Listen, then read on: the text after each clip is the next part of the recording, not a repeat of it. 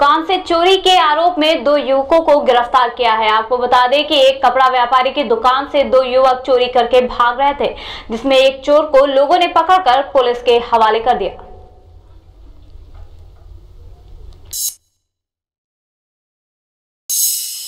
में मार्केट महाराजगंज है, वहाँ पे कपड़े की दुकान उपाध्याय जी की है और उपाध्याय जी चले गए थे सेविंग करवाने। छोटा बच्चा दुकान पे बैठा करके इसी में 2 लड़के बाइक से आए और वो लोग कैश बॉक्स लेके भाग गए। लकली हमारे तो बगल में चेकिंग कर रहे थे और वो उनको पकड़ लिए, उसमें से एक फरार हो गया, लेकिन जिसके पास कैश बॉक्स था उसका मोबाइल था, वो लड़का पकड़ा गया। बागपत हाईवे पर 2 अलग अलग हादसों में 2 लोगों की दर्दनाक मौत हो गई है, जबकि 3 लोग गंभीर रूप से घायल हो गए हैं, जिन्हें मौके पर पहुंची पुलिस ने अस्पताल में भर्ती कराया और शवों को पोस्टमार्टम के लिए भेज हादसे की जांच में जुट गई है। पहले एक ट्रक खड़ा हुआ था, इसका टायर फट गया था। ये कुंडली हरियाणा से गाजियाबाद की तरफ जा रहा था। दूसरी तरफ से उसी ओर से एक पिकअप गाड़ी तेजी से आई और उसने पीछे से टक्कर मार दी। इस गाड़ी में प्लास्टिक का सामान लदा हुआ था। इस दुर्घटना में 2 लोगों की मौत हो गई। चित्रकूट में बेखौफ अपराधियों ने एक नाबालिग बच्चे की घर में घुसकर गोली मारकर हत्या कर दी। वहीं घटना के बाद एसपी ने घटनास्थल का जायजा लिया, साथ ही थाना प्रभारी निरीक्षक को फटकार लगाई और यह निर्देश दिए कि अपराधियों को 24 घंटे के अंदर गिरफ्तार किया जाए। थाना बड़गढ़ के अंतर्गत बड़गढ़ मोड़ पे नोखेलाल जी हैं। करीब 1 बजे के आसपास सूचना दी गई कि उनके लड़के को, जिसका नाम कृष्ण कुमार है, उम्र 15 वर्ष है, घर के अंदर सोते समय किसी ने गोली मार दी है। सूचना पे इंस्पेक्टर बड़गढ़ एवं हम लोग भी घटनास्थल का निरीक्षण करने गए। घटनास्थल के निरीक्षण से पाया गया कि ये लड़का जिस समय घटना घटी है उस समय अकेला घर में सो रहा था। लखनऊ में समाजवादी पार्टी की विकास पदयात्रा निकाली गई। पदयात्रा को लेकर अखिलेश ने कहा कि हमारी पदयात्रा काम की है, सच्चाई की है।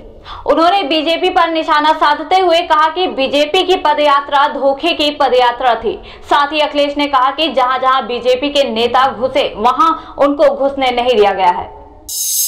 आतंकवादियों की तरह पेश किया था पुलिस के सामने, आपके कैमरों के सामने। क्या उम्मीद करोगे सरकार से? सरकार व्यस्त है, विदेश से कैसे तेल और आ जाए, खाने का घी कैसे और आ जाए, खाने का तेल और कैसे आ जाए। हमारे किसान की तो चिंता ही नहीं। धान कहीं खरीदा जा रहा हो तो बता दो। पर्ची आपने जैसा कहा, ये सच्चाई है कि पर्ची तो बीजेपी के कार्यकर्ताओं नेताओं की जेब में है।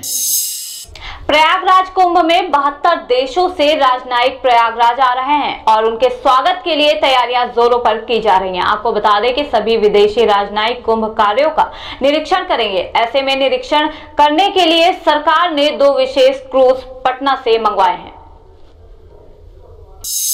भारत सरकार, केंद्रीय सरकार की तरफ से ये जहाज है और ये इसका जो डिपार्टमेंट है पटना से है। ये पटना से जहाज आए हुए हैं। ये एक जहाज है CL कस्तूरबा और एक और जहाज आगे खड़ा है WB तानसी। ये दोनों जहाज जो हमारे VVIPs हैं और जो 150 देशों के जो हमारे मुख्य अतिथि आने वाले हैं उनके लिए खास मंगाया गया है।